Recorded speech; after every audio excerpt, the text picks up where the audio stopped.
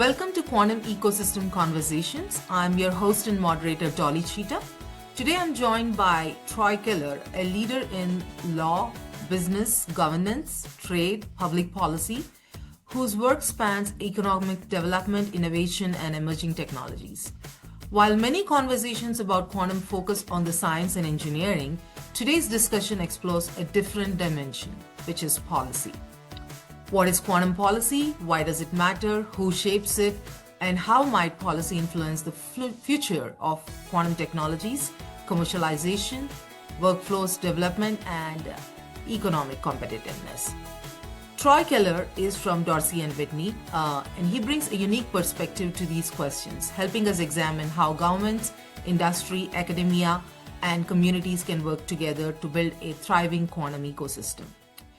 Troy, thank you very much for joining us today. To begin, could you briefly introduce yourself and tell us a little bit about your background and what first drew you to quantum technologies? Yeah, you bet. Dolly, thanks so much for the opportunity to be here first. And thanks so much for your leadership in this area. I think you've got a lot of people, including me, thinking a lot harder about these important important things than otherwise would be the case. So again, thanks again. Yeah, my background. I'm an attorney. I've been practicing about 30 years now, and I started and still am what we call a corporate lawyer, and that can mean a lot of different things. It's a general term. It includes things like capital markets work where companies are trying to go public, or securities law, which is where I started many years ago in a New York firm.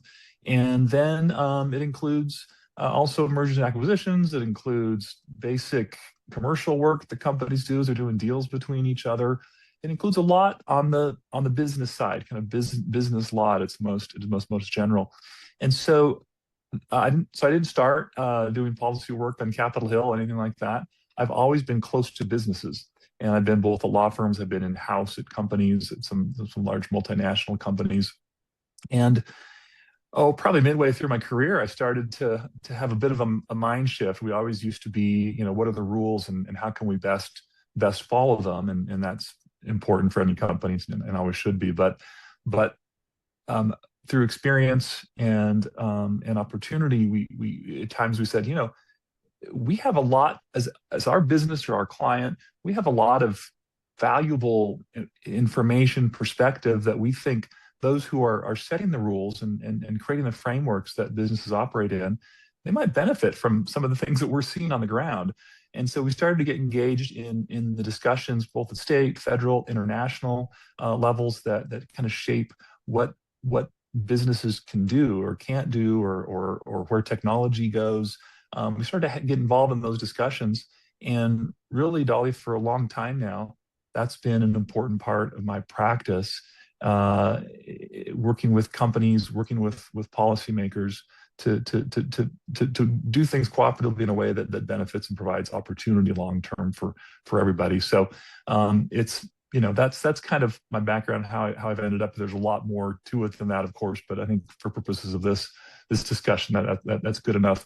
Since I've been here in Utah over the last decade or so, I've been very involved with a lot of our business communities in the state, some of our trade associations, and as you mentioned, I provide support and thoughts on economic policy in different sectors, and that covers a lot of areas. But technology has always been probably the key thing, and so we've had a number of roundtables and discussions over the years, both in Utah and in DC, on what policies make the most sense for our innovative sectors. Great. Thank you very much for that background. Can you also talk a little bit about educational background? And it is pertinent for our younger audiences who are looking to foray into quantum, but not as a quantum physicist, but probably as a quantum policymaker or a legislative person. So can you please give us a little bit about your educational background, Troy? Yeah, certainly. I went to college at BYU, and I was at Brigham Young University here in Utah. I grew up in a different state, but came here for college. I was an English major, and at the time, and I think for a lot of years after, people thought, "What do you do with an English degree?" And And at the time, I felt like I had a couple of choices. I could, carry on and maybe go the academic route or go to law school and get involved. And I always liked businesses, and that seemed to me like the perfect route for that. So I went to law school. I will say though that English majors are their time may be returned, their time may be coming. I've heard twice now on podcasts, people who are on the AI front, they will say, you know what? Communication is probably the most important thing, almost as important as coding skills, or people who can communicate with our AI technology to help. That's kind of the programming language of the future is probably English, just iterating, going back and forth. So who knows? They might have their day. So I went to law school at New York University, and I went there because I wanted to be in New York, frankly, and where a lot of things were happening at the time and still are, of course. And so that led to working in a law firm that again, like I said, focused on business. So that isn't, but I mentioned that as part of education because that was, I mean, really, unlike maybe MBAs where you will go to undergrad, then you'll work in industry for a few years, then go back to school. When you're going the law school route, frequently you're just in school until you're in your mid-20s and you don't really have any real life experience. And you come out of it and you have to learn quick, and that's what happens this first few years. So that's kind of a route. I think it works well for those who might not have a scientific background but love progress and want to contribute how they can. Great. Yeah, sounds very much like a PhD route as well, which is exactly how you described. So let's start with some basics, Troy. And the reason is a lot of people have a lot of and when I say people, we mean technologists, engineers, scientists who do not necessarily work in the policy side or the legal side of things, have a misconception of how policies itself is defined. And I'm not even talking about quantum policy, but policy in general. So let's start with the basics. What is policy? Wow, good question. And frankly, it rarely gets asked. People just kind of have these working assumptions that I don't think are always right. So policy is an umbrella term. It covers a lot of different things, but I would say a way to define it would be to say that it's the framework. It's the set of like rules of the road, rules of the game, framework for how we're going to operate in any particular area. So it's not just nations that have policies. Companies have policies. Families can have policies, but companies have corporate policies, and they define things like who can do what, who's got what responsibilities in the company, who has what authority. And that's all policy to kind of structure everything that happens. So it structures the culture, it structures where the money is going to be invested, it structures how people are going to behave, and where we want to pull back on our efforts. So it's not strategy, but it needs to go hand in hand with strategy. The policies need to match what an organization's strategy is and support that strategy through creating a good framework. The way people mostly refer to it when they're talking about policy, they think of government policy, and that means, again, kind of the rules of the road that are established. And Constitution is how we got started, and there are a lot of policies in there that are very fixed, and that have been fixed for 250 years. And then we have legislative actions that the Congress puts out there. We have policies that are created on the executive side, executive orders, by the White House. Agencies create policies. And then at the state level, you have kind of a similar breakdown. So you have all these different groups creating, whether it's regulatory rules or whether it's laws or whether it's something broader. We have on the legal side, we have case law. People don't like to talk about judges making policy, but to an extent they do. That's kind of common law is policy that we all follow, and it's developed by people fighting a lot over the years, and then kind of rules coming out of that as judges make decisions, and that grows over time. So it comes from a lot of different places, but it's important to step back and understand what it is and observe where it's headed. Great. So it is not just regulations. It's much broader than that. That's what you're hinting at. Yeah. I think that's a super important point, that it is not just regulations that companies follow. It's also direction that that policymakers are taking. And so again, those can be statutes, those can be executive orders, but they can also be rules that are like regulatory side, that rules that are developed by agencies. So, what is the premise under which policies generally exist, right? There has to be a reason why these regulations or guardrails or guidelines are set in place.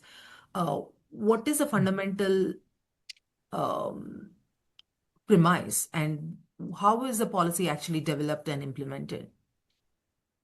Yeah, it depends very much on the situation. I like that style of question because, um, if you think about where some of the policies that perhaps are the biggest that we all follow, like our criminal code, for example, that's obviously designed to make people safe, and you start with that premise and go from there. My focus has always been on the business side and technological advancement, and so for that you have a lot of different goals that come into that. Sometimes it's just economic development and prosperity, but national security is always part of the discussion. Individual safety is part of it. So any policy that's going to be significant, in particular with respect to technology, needs to take into account, I think, some of those overriding interests. And you get there by talking to stakeholders, et cetera. We can talk more about how policy is made, but I do think it is the facts and circumstances, depending on which area you're in, kind of drives the premises that you're operating under as you're developing policy. Great. So, speaking of technology, if you can explain to our audiences who are at wide varieties of expertise, what does quantum policy then mean to you? It came up the first time I put those two words together, Dolly, was in a roundtable you had organized, I think maybe a year or so ago, and quantum is an area where people, I don't think you saw those two words together much before that either, frankly, because you start thinking about policy when something is when something is changing the status quo in a significant way. So right now there's a heavy debate over what policy should be with respect to artificial intelligence. Maybe that's a great kind of example for us to start with. 10 years ago, no one was talking about policy relevant, but people knew about artificial intelligence. Certainly, I mean, it's been around for decades. But the Turing test was whatever that came out. But that was 19, I don't know, World War II era. But now all of a sudden it's a heated debate, and why? Because artificial intelligence is having a profound change to the status quo. So everyone, not just regulators, but people in general, are saying, okay, what do we need? Do we need these types of guardrails or not? Do we need to let do we want the markets to be really free, or do we want to manage certain things so that the latest release by one of the AI companies doesn't ruin passwords? It's highly relevant right now because it is changing the status quo. It feels like every day some new development on the AI front. So everyone's talking about it. What should the rules of the road be? With quantum, we certainly aren't there right now. However, we are at a place, we have been for 6-7 years now, where governments are making decisions about the development of it and looking ahead and saying, what do we need to do to make sure, one, our national security is protected, and two, that we don't fall behind on a race for the next most important technology. So I would say the policy discussions so far are still early stage, but you do see policies being rolled out. The U.S. has a national quantum initiative that came out 6-7 years ago, puts a little bit of money towards it. Mostly it's towards coordinating the efforts of the different agencies. It's focused on a few important things. Other countries, other nations and groups are also rolling out quantum policies.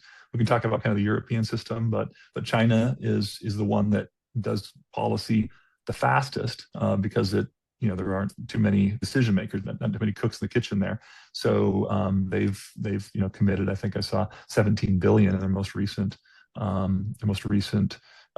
strategic plan, as they call it. And so I think you're seeing governments committing money, which is always part of policymaking, but also starting to talk about standard setting and what the future might look like. So it's relevant to start talking about quantum policy right now. It really is.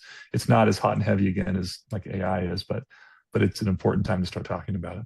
Because we are also leveraging or actually learning from the AI, how fast AI came into our lives and how the policy was not built around it. We want to be more cautious. Is that the sense of urgency in the quantum world for designing the quantum policy starting now? It's it is urgent because you you want to get you want to get ahead of it so that the rules that we set up that lead to the best outcomes. But at the same time, it's tough to make decisions when we don't know what the future will look like. So, what do we know? We know that we don't have all the supply chains we need to be able to build out all the quantum infrastructure we would like in the U.S. So that's something we can focus on right now, and that's what you're seeing at the national level. We know that it has huge potential to break through, the cryptography side of it to break through and become a huge cybersecurity risk. But we don't know what the time frame for that is. We don't know exactly what needs to be done to get there. So, do we set up rules that might backfire? And so it's super important to be talking about it. What we actually do is maybe clearer on the supply chain side than it is on the restrictions that we might want to think about putting on businesses or or even on governmental operators or states, for example. Great. So the policy is meant to be in place, but also flexible enough to be amended at any point of time based on if it is backfiring or it is helping advance the mission. Am I right in that? You are right. The problem is with policymaking that unless you're in a different type of political system than the one we have, it's hard to do things fast. States can do things relatively fast because there aren't as many stakeholders. It's smaller. Their legislative processes move a little quicker. So states can move quickly, but some of these things just need to be done at the national level. And while we have a relative, like our system's faster than the EU's, for example, which uses kind of a more bureaucratic, I don't mean that in a negative way, it's just a very process-oriented approach. Right. In the US, ours does have, it's kind of a middle ground. It's not autocratic. It's not the White House can't just immediately set all the rules. A lot of stuff requires legislation, and that takes time. Even rulemaking by agencies takes a fair amount of time to put in place. So when you create a rule, you go through the comment process that's required, and you create a rule that should be flexible. It can be flexible in the implementation, and you can maybe pull back on in some areas. But once you've set the framework, to replace it takes time.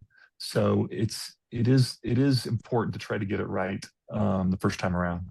Yes, and particularly in emerging tech and tech that has national security implications like quantum, I think it's good to be strategic and get it right the first time. So, which is exactly why my interest is what kind of questions are the policymakers asking today regarding quantum? Are they? And if they are, what are they asking? So I think that the people who are asking the questions right now or thinking about it seem to have a few priorities. Number one, I think for a lot of years has been, again, the cybersecurity priority. Whatever we do, let's make sure that, and there are different ways to solve that, right? But let's make sure that the whole, that we're not compromised by some bad actor, whether it's foreign or whether it's hacker, sort of independent operators, et cetera. Let's make sure that we're ready and protected. And you can go about that two different ways. You can try to limit the growth of the technology. You can focus all your energy just on making ourselves kind of, quantum proof. And so I think that has been a dilemma that people have been focused on and talking about. So that's the cybersecurity piece. But the other is, we talk about, races, arms races or technology races. And on the quantum side, and you should chime in, frankly, and I'll put that question back to you, like where we're at in that spectrum of where there's national security or risk. And to to get there, that piece is kind of the technology development. So that's more the investment, the coordination, so I think those are probably the two big, and supply chain, I guess, is maybe the third, but it factors into the second one. So I'd say those are that I've gathered from my observations. And but yeah, I'm curious your view on that. Like what are the factors that are most important, and where are we on that spectrum? How close are we to something that could really be, catastrophic? I would say so. The prediction was about if we go back to the post-quantum and being quantum proof, right? 2030 was the original Q day prediction, which is when all our PII and the personal information would become decrypted. Well, obviously, our adversaries have what we are calling a harvest now and decrypt later strategy, wherein all our data is already out there. Yeah. It just needs the quantum computer and to break the encryption and use it for whatever it is needed. Primarily, the risk is for our the data, the that's with the in the defense, and also our personal health data, right? Two very um, critical infrastructure related data. And that has advanced to 2028, which is just 2 years from now. So based on the developments with how Wow. the quantum computers have actually moved on from physical qubits to logical qubits, and the advancements are happening much faster because of the race. I think it is only going to be happening sooner than later. And so I believe as we are preparing for the quantum readiness, we also have to be thinking about post-quantum readiness more importantly, in my opinion, than, quantum. And the beauty, again, we are going to do another episode on post-quantum cryptography, which focuses exactly on this. How do we start this as a parallel process and enable our classical systems to be utilized for post-quantum algorithms? We don't need a quantum computer for that. So, which is a blessing in disguise. So, long story short, I think my heart lies in that national security side of things, wherein we just have to be prepared sooner than later. Um, the next question I have is, what are the types of stakeholders we should be having as part of this conversation at a state level and at a federal level for specifically quantum policy? Yeah. Yeah. Frankly, every time there is a policy type discussion, we always say, look, who are the stakeholders? I mean, that same question, we'll do what's called like a stakeholder map, a stakeholder mapping exercise, and we'll say, okay, I've identified this challenge, and who are all the people that we need to talk to? Who are the people who are either at the table making the decisions on the policy side, or who have influence on them, or are ones that are being observed by the policymakers. We'll take that kind of comprehensive approach and try to identify all the right people. And then that's step one. Step two then is whether we can influence it or monitor it, et cetera. So coming back to your question then, with that as kind of a background as to why it's important and useful, I think at the federal level, obviously the agencies and Department of War, Department of Energy are kind of key, because they're in some ways in the tip of the spear in terms of implementing, using, defending when we get to that 2028 or whenever it is. Those are key stakeholders at the federal level. At the legislators always are, because to the extent we need legislation, and I think like to re-up on the national quantum initiative. I think legislators need to do a few things. I think it'd be useful to throw a little more money at it. So legislators are policymakers, kind of the core. They're always key stakeholders. White House, I would say, is an important stakeholder that's separate from the agencies. They are kind of step back a little bit, and they can coordinate amongst the agencies. So that's good. So those are on the government side. But then on the industry and academic side, sometimes, let's talk about academics for a second. Sometimes the academics, are always, universities they're always important and relevant, but sometimes more so than others. So for example, AI, I'd say they were probably, their perspective was pretty critical several years ago. It's still, of course, critical, but right now it's the companies that are developing on the forefront and implementing AI because the technology is here.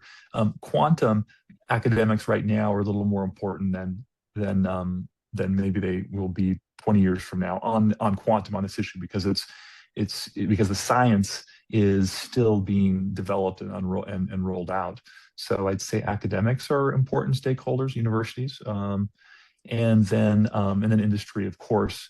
And again, I would say on the industry side, well, we do have a few companies, the IBMs, Ionic. We have a few companies that are so focused on it and are developing the quantum computers, et cetera. You want those at the table, but you also want the industry that are developing the materials that will need, the supply chain folks. Any earth-shattering technology, almost everyone becomes a stakeholder to some extent, but I think those are kind of the key ones. I mean, you've pulled them around the table several times now, and so I'm kind of just borrowing off of what I've seen you do, because you've done it so well and pulled together. I think those, I don't know, trade associations, of course. Who am I missing there? We have had IonQ, IBM, Pascal, Moderna, as a quantum companies, and few more. We have had universities, all the major universities in Utah, government folks, as you mentioned, legislative folks. So we have had Department of Commerce, everyone involved in that round table. I think that made for a good policy cohort as well, I believe, in that sense. Quantum policy is not going to be just about technical or scientific. It is going to be much beyond that because of how fast the field is developing, right? And are there any poor policy issues that may have slowed down innovation? And we can borrow some examples from AI, maybe that could be directly translated to quantum or extrapolated. But are there examples in your mind that you look back into the history and you see the policy, a poor policy or a bad policy has slowed down innovation or inventions for the nation compared to the other nations, and where other nations have surpassed? And the where I'm getting at is the importance of policy in addition to the scientific and technological progress a nation makes is where I'm getting at. So AI, the policy has been more of a free market approach so far. And I think that has, people have different opinions, but in some ways that has served us pretty well. The technology has advanced very fast. Many would say too fast. So we'll know better in a few years whether we made a mistake collectively on AI or not. But if the goal was to progress it as fast as possible, then we've had the right policy approach, which has been hands off, free market. And that pretty much really has been the approach so far. We just got an executive order on that front. But there's really been very little on the legislative side. In fact, you might be familiar with executive order a year or so ago where states were talking about implementing restrictions on, or legislation restrictions on AI development. And the White House came out very strong and said, we are going to create task force at the DOJ that if states are implementing policies that slow it down in the wrong way, we're going to actually go after and sue the states, et cetera. So that has been very interesting to watch. And again, we'll know in the future whether that was the right path or not. But to your question, like, where have major mistakes been made? On the technological front, it's kind of both the internet and AI. The approach was kind of hands off. The internet, we provided the internet companies with certain liability protections, and that led to, in many ways, like the incredible growth of social media.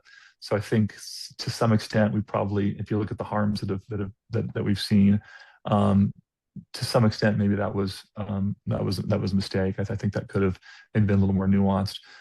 Before that, especially all the trade stuff lately, we'll oftentimes look back at the Smoot-Hawley Act, which really was one of the key factors that led to the Depression in the U.S. and where would we be right now if on the technological front, if we hadn't sort of lost a couple, decade or so of progress because of that.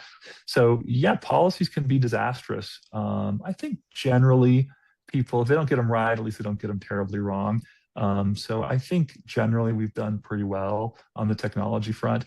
Mhm. One last thing I'll say, that we've done exceptionally well in the US, and it's a mixture of policy, but also a mixture, just our overall economic system.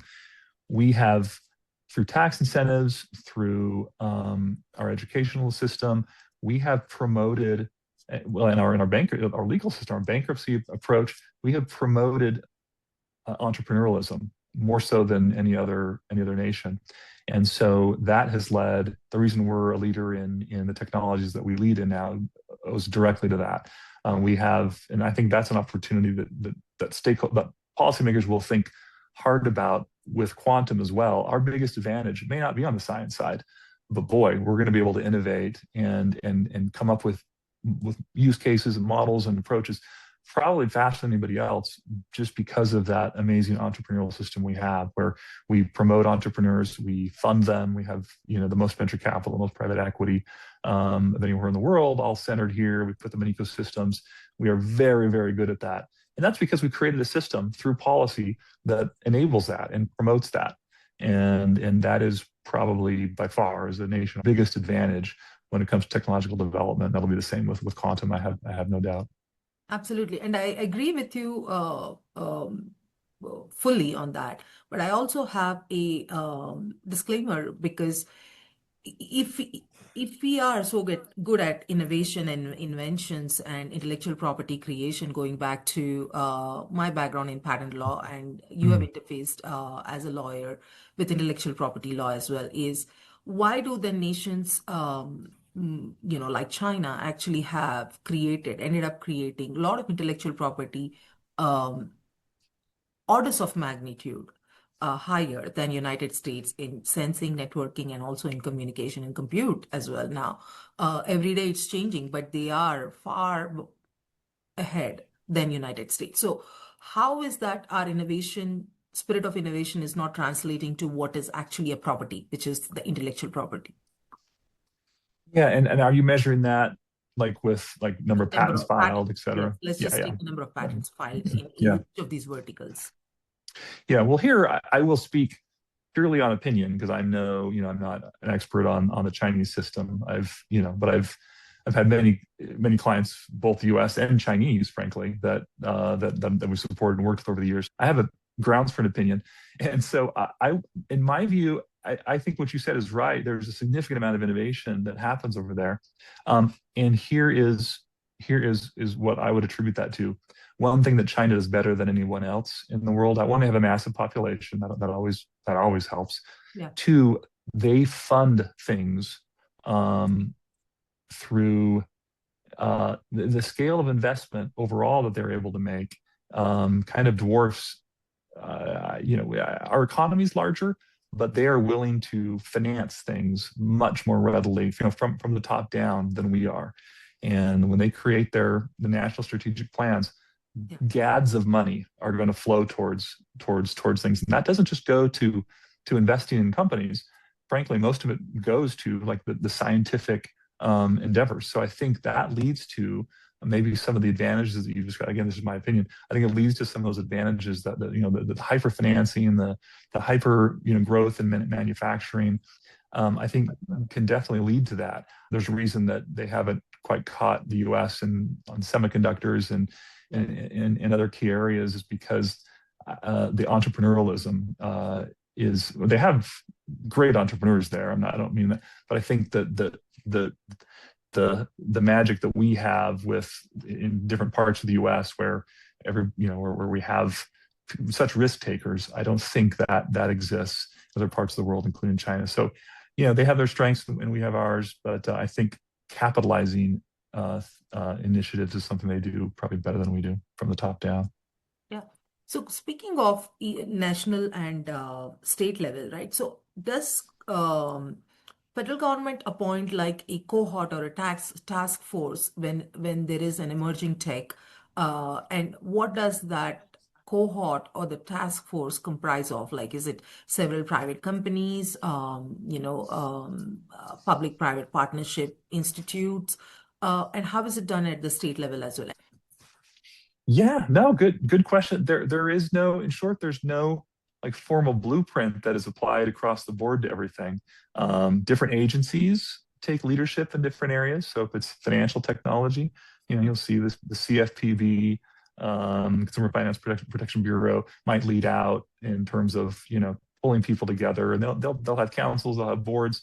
On the trade side, commerce does a lot of this. They're focused more on perhaps less on the science side, more so on the commercial side, getting things to market on the trade side as well. So different agencies will take the lead sometimes. Obviously, National Science Foundation, NIST is important on all this, setting standards, and that's something that I think there's a key. That's a policy fork that we oftentimes come to. Who's going to set the standards for this or that? Is that going to be done at a national level, or is it going to be done by industry, or will there be no standard setting? And so to answer your question is hard. It kind of depends on the technology. I think with quantum, we've seen that NIST has taken some initiative there, but we've also seen the Department of Energy, Department of War, leaving out a couple of others that have each kind of set up these quantum councils, quantum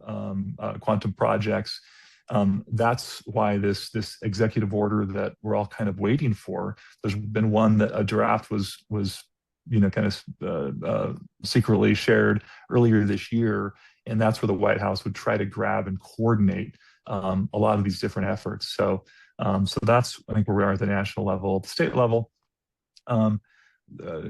if there's going to be something that coordinates a particular technology, it usually starts in the governor's office, and that's been the case in Utah as well, where our GOEA, or our Office of Economic Opportunity, Economic Development, has pulled together and worked with you, obviously, to create some of these discussions that I think are important so stakeholders can all weigh in before decisions and resources are committed. Great. Now,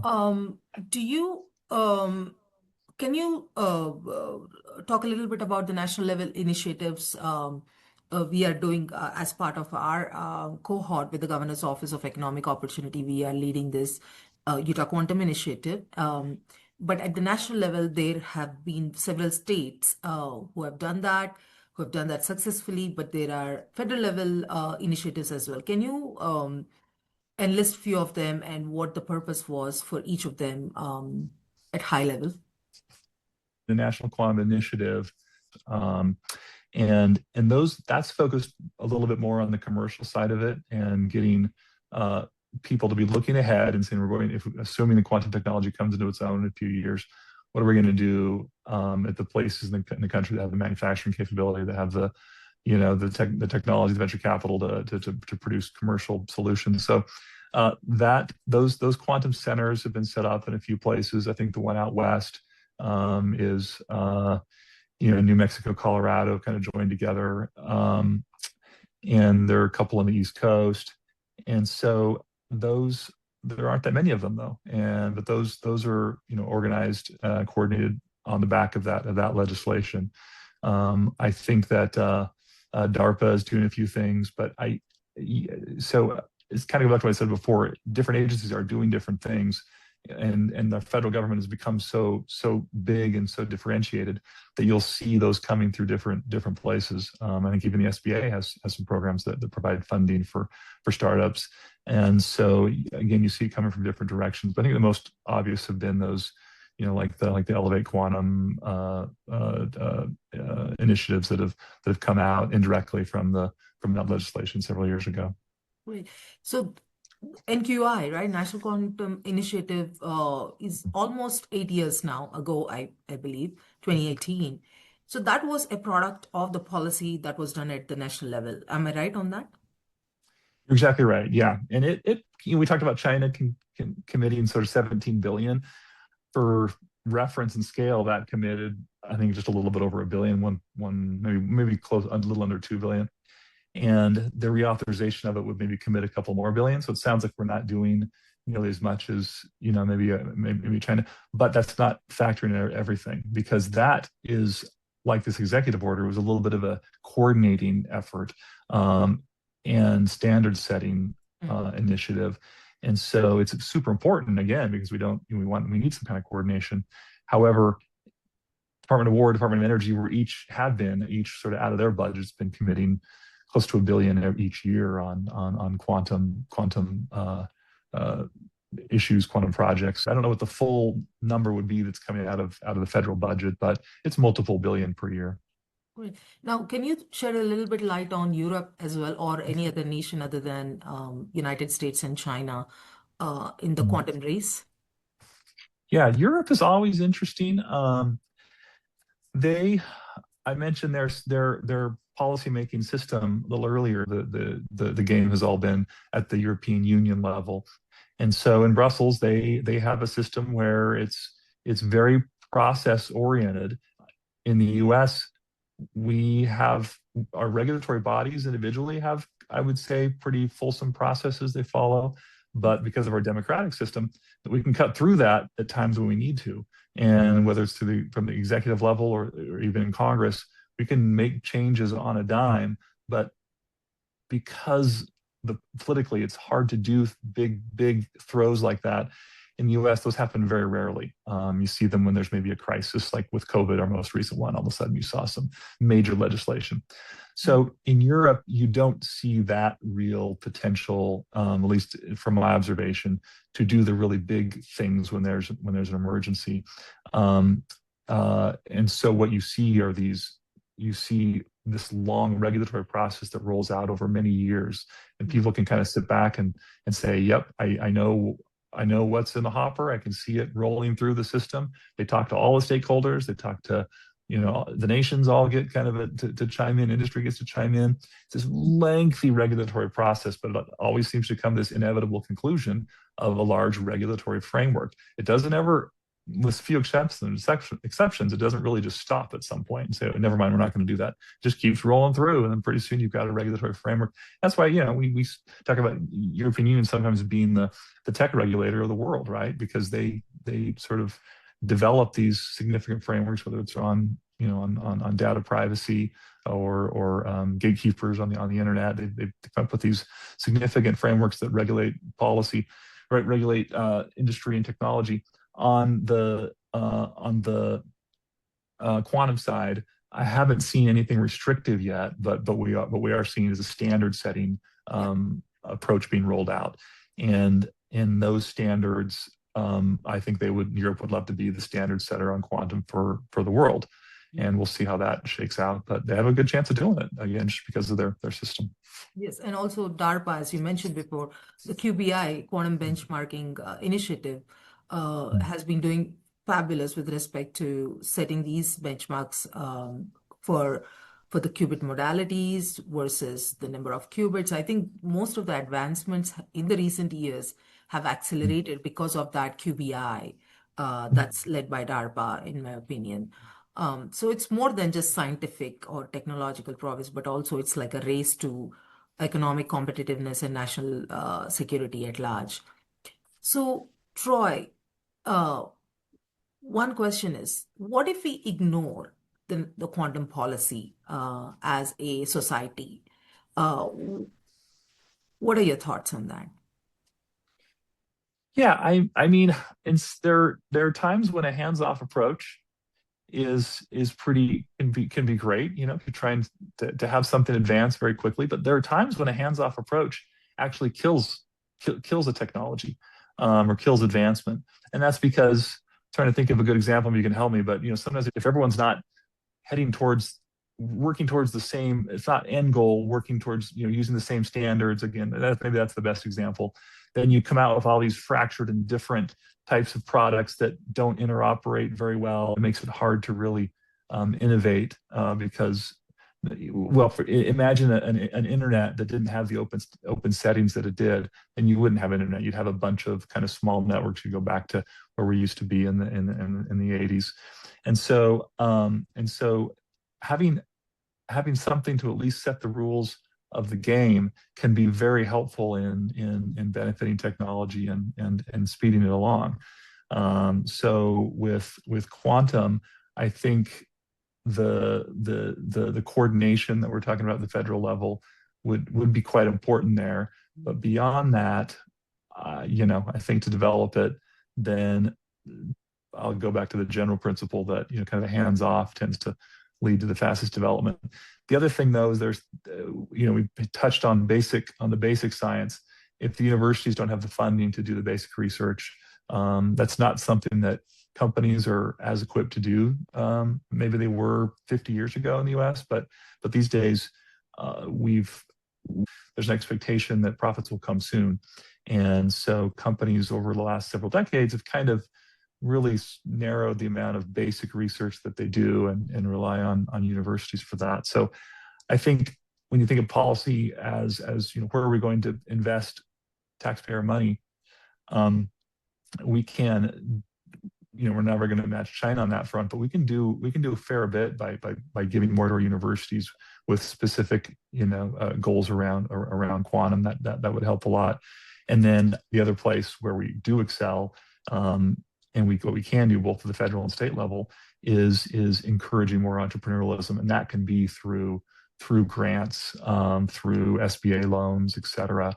And so that's a policy here. With a little bit of money, we can lever a lot of activity. Now it doesn't always get you where you want to go because the market has to be there. And if no one's going to make money on quantum for 20 years, you can give all the loans you want right now. That's just too long of a time frame for our system, economically, for our commercial system. Great. So basically, you're saying having a unified quantum policy would enable or reduce risks of defragmentation, right? Or disintegration of technologies, and kind of designing a policy in a way that everybody fits in an ecosystem can strengthen what the product is on the other side. Essentially, it could be a technology or a product itself, right? That's exactly right. And so you just touched upon about these private companies. Essentially, they are expanding quite a bit, right, within the United States and also internationally. Uh, let's take United States for a moment. For example, IonQ is expanding into different states. IBM is in different states. So, do they have to be abiding by the federal policy or the state policy, or a combination of both? How does it work for an engineer or a technologist sitting on the side is asking you this question? Like, what Policy rules do itself. they have to follow? Yes, yes. Mm. Yeah. So maybe it should be, but it's not nuclear technology at the moment. It's not like they're forbidden from developing things to a certain level. We do have export controls, of course. That's a policy as well. Like what can we share or can't share outside the U.S. So I think there's a lot of freedom right now to develop and try to advance. So but to be smart, they should be following what's happening, business guys, but no, I think the engineers as well. Because quantum right now, and correct me if I'm wrong, it's a scientific issue, but the scientific challenge is less in the theory. We know how it works at this point. The scientific challenge, we know what the computer needs to look like, the one that's going to exist here in a few years. What we don't have quite yet is the engineering for it, and that's where a lot of the scientific research is. How do we get the right materials that can accommodate it? So that engineering question. So when the engineers are working towards that, you don't want them going down the wrong rabbit hole. So I think guidance and say, look, this is where this is the engineer. This is the problem that we need to solve right now, and you can see what's happening. So let's pay attention to what's happening at DARPA, what's happening at NIST, what's happening in the Department of War, for that matter, because we don't want to build something that nobody cares about or nobody needs. And we can sense where the industry is heading, and where the needs are going to be, because the biggest customer of all this is likely to be the federal government. So I think following and being close to where those needs are, and that can happen through direct discussions. You can monitor from a distance. We always recommend, let's make a trip to DC every once in a while and sit down with people in the agencies and hear directly from them where they foresee the needs in the future. Absolutely. For somebody wanting to consider a career, and this is speaking to, again, people who are trying to upskill to, and who are not physicists, right? What are some of the career options you think would be perfect for I'm sure you face the same thing that I do sometimes, is having a cohort or a critical mass of people who think exactly like you, because you come from a unique background looking at the quantum technology, right? So, what are some of the adv advice, suggestions to the younger generation or anyone who is looking to upskill so that they have these unique USP about them to fit into this policy discussion from a legal or a law point of view? Well, I think it goes back to that stakeholder discussion we had, where if a technology is big enough, at some point you're going to need stakeholders from every profession. Mm. And what we're seeing on the AI front right now is at least in the workforce, those who have been looking ahead, who've been kind of upskilling by just becoming familiar with the tools that are out there, they have an advantage. They can be more valuable in their jobs, wherever those are. And if, to your point about your question on the policy side, if they needed to be drawn in to be part of that stakeholder discussion, their base profession, whether that's law or science or medicine, that could be very relevant to that if they want it to be. But they've got to familiarize themselves with what's going on the quantum on the technology side, in this case, quantum. So really, any field is going to be relevant. Now, right now, as an HR expert, super relevant for quantum. It's not going to be the first round of stakeholders. I mean, we discussed who those are right now, but they will be relevant at some point. So if that's something they'd like to do, be part of that. Now, if you're a student right now and you're looking ahead, then you probably ought to be in science or law, or finance. I mean, finance, of course, is relevant for everything. So I think there are a few areas where you're going to be on the forefront if you're interested in quantum, but don't have the science skills. I think those are some tracks that'll put you there. But if you go into medicine, you might not be super relevant to quantum on the first round, but you will be pretty soon after, as we're using that technology to develop new drugs and pharmaceutical applications, et cetera. Absolutely. And all of these are use cases, right? Each of these fields. That's how we look Mhm. at quantum and AI as tools. And I think that reduces the barrier to understanding and entry as well. So if somebody were to study about quantum policy or policy in general, where should they start? So the most common track is to go work with the policymakers, Mm. and that means start doing internships when you're even in high school. You can go be a page at the Capitol. You can be an intern at the Capitol. At your state level, you go to Congress and do that. In college, you can continue to have those types of internships. Um, political science degree will put you there. A lot of people who are kind of expert professionals in the policy side, that's the route they take. But you don't have to take that route. If you can also do it through, as we've been discussing, you can say, what stakeholder do I want to be part of, and you can do it through that. It just takes being part of the conversation, showing up at events, going to trade discussions, going to roundtables like the ones that you have hosted. I got there because I was so close to the businesses, and I think that's the advantage that I bring in most any policy discussion is I have a better feel than people that have come up through the political system. I think I have a better feel for how things are going to impact businesses and our economy. So yeah, you got to lean into what you got, right? Absolutely. And speaking of, we are planning on introducing a set of students as part of our roundtable so that they could essentially listen in and understand the inner workings of decision-making process. Just as part of our roundtables, I believe they can benefit immensely from that. And so that's one I improvement love or that. addition Yeah. going Yeah. forward. Um, but also um, with comfort is probably the biggest enemy to the growth, in my opinion. And so trying to play at the interfaces of policy and law and technology and law, there are so many things that instead of just being in one vertical, if we are at the intersection of that Venn diagram, I think they can find themselves in many of these discussions.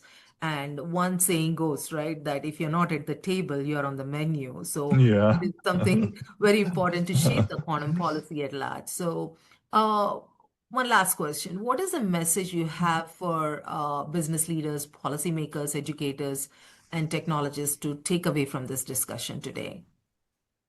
I think there's the general lesson of, you just said it very well, that famous saying, if you're not at the table, you're on the menu. So if there's an area that you think that's going to be relevant for your company, then you've got to just get engaged or have someone be engaged on your behalf, and no one can be doing everything at once, but you can become engaged.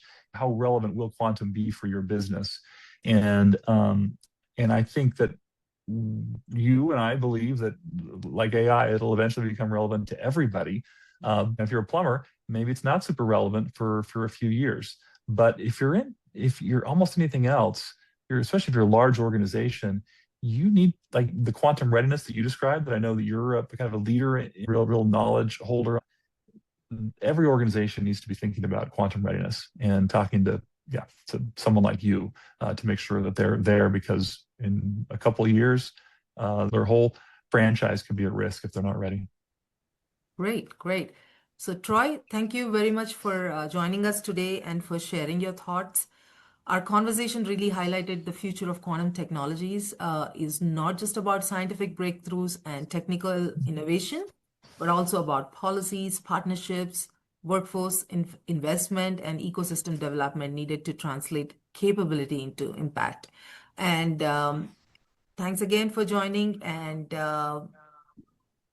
everyone who has joined us for this quantum ecosystem conversation. So, any final thoughts you have for our audiences, please feel free to share. Just a big thank you. I think we've covered a lot of good territory, and I think this is a great introductory to the whole canvas of where things are going, and on the policy side, and how to jump in. Thanks for the excellent questions, the opportunity, Dolly. Thank you so much for joining us, Troy.